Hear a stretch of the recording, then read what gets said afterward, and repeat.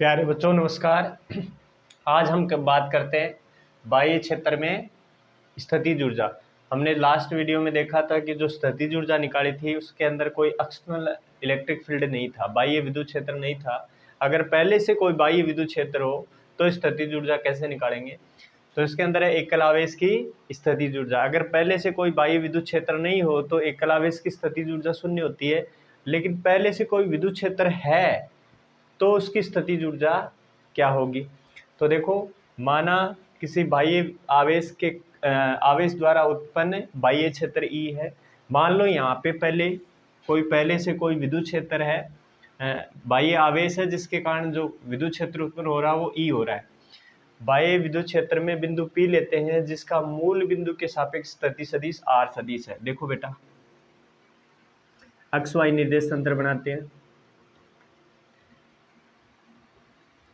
ये मूल बिंदु हो गया और यहाँ पे बाह्य विद्युत क्षेत्र उत्पन्न हो रखा है। मान लो कोई कहीं क्यू आवेश रखा हुआ है, इस क्यू आवेश के कारण यहाँ पर पहले से कोई बाह्य विद्युत क्षेत्र उत्पन्न हो रखा है।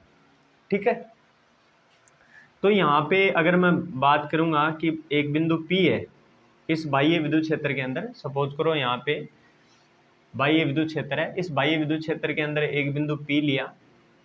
बिंदु P का स्थिति सदिश R सदिश है, तो मूल बिंदु से दिए गए बिंदु के जो बीच की जो दूरी होती है उसको स्थिति सदिश बोलते हैं। ये स्थिति सदिश होता है। स्थिति सदिश की दिशा मूल बिंदु से दिए गए बिंदु की तरफ होती है, तो इसकी दिशा इधर है। तो बाह्य विद्युत क्षेत्र के कारण यहाँ पर विभव उत्पन्न हो गया, और कितना विभव उत्पन्न हो जाएगा, माना वी आर वेक्टर है, यहाँ पे पहले से विभव है वी आर वेक्टर। तो किसी आवेश को यहाँ पे अपन क्या करते हैं, स्थितिज ऊर्जा ज्ञात करते हैं। तो इसके लिए किसी आवेश को अनंत से हम बिंदु P तक लाएंगे, और बिंदु P तक लाने में जो कार्य किया जाएगा वही यहाँ पे स्थितिज ऊर्जा होगी।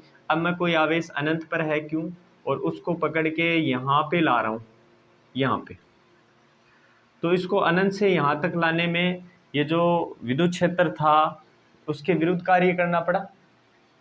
तो क्यू आवेश को अनंत से बिंदु P तक लाने में किया गया कार्य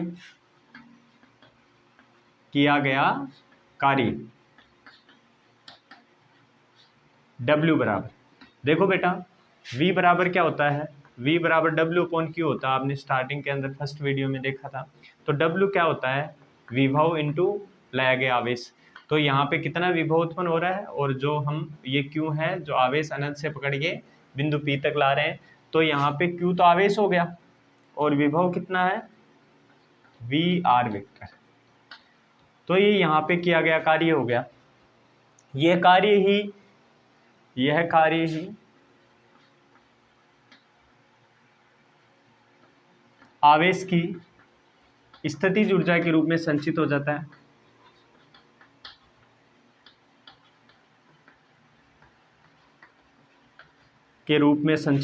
है। इसका मतलब स्थितिज ऊर्जा कितनी होगी, ये कार्य है, इसको स्थितिज ऊर्जा बोलेंगे। तो U बराबर W, तो U इज इक्वल टू हो गया Q V R वेक्टर। ये एकल आवेश के कारण बिंदु P पर स्थितिज ऊर्जा हो गई जब कोई बाह्य विद्युत क्षेत्र उपस्थित हो। तब बाह्य क्षेत्र में दो आवेशों के निकाय की स्थितिज ऊर्जा।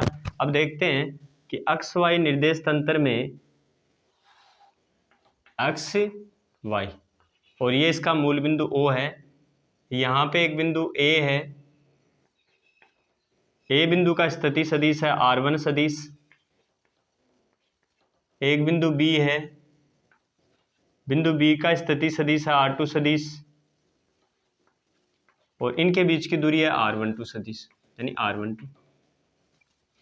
यहाँ पे पहले से कोई विद्युत क्षेत्र है, इसलिए V पर विभव उत्पन्न हो रखा है पहले से ही VR1 वेक्टर, और बाह्य विद्युत क्षेत्र के कारण बिंदु B पर विभव है VR2 वेक्टर। अब एक परीक्षण आवेश Q1 को अनंत से अनंत से बिंदु ए तक लाएंगे तो कितना कार्य करना पड़ेगा। यहाँ पे विभव है VR1 वेक्टर, Q1 आवेश को अनंत से बिंदु ए तक लाने में किया गया कार्य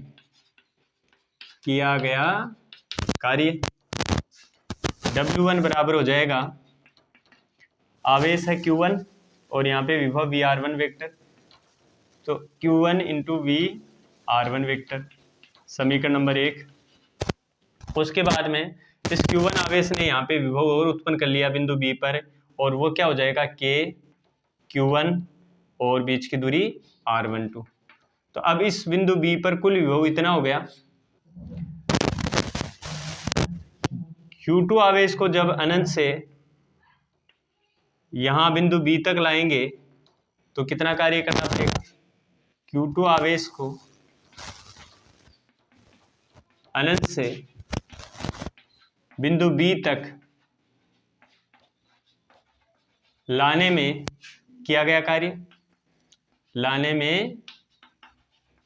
किया गया कार्य, तो W2 बराबर हो जाएगा, यानी विभव कितना है यहाँ पे VR2 vector plus KQ1 upon R12 into Q2। ये कार्य किया गया समीकरण नंबर 2। अतः कुल कार्य कितना हो गया, W बराबर W1 प्लस W2, है ना। इस निकाय को बनाने में कुल का कितना कार्य करना पड़ा, W बराबर W1 प्लस W2। तो समीकरण 3 में समीकरण 1 और 2 से मान रखने पर W आ जाएगा Q1 VR1 वेक्टर प्लस ये आ जाएगा V, है ना, क्या आ जाएगा Q2 VR2 वेक्टर प्लस, फिर देखो इस ब्रैकेट को ओपन कर लो, K Q1 Q2 upon R12।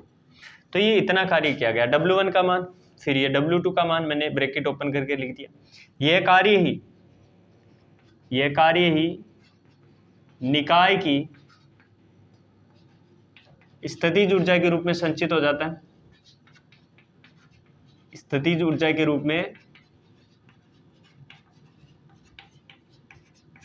संचित हो जाता है।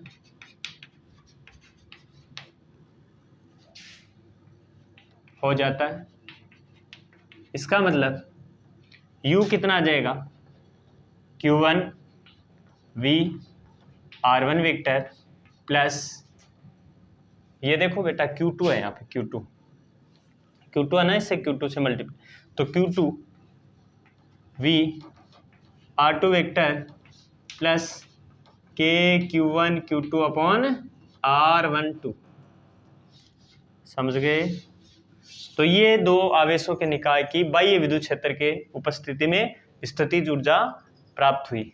Thank you.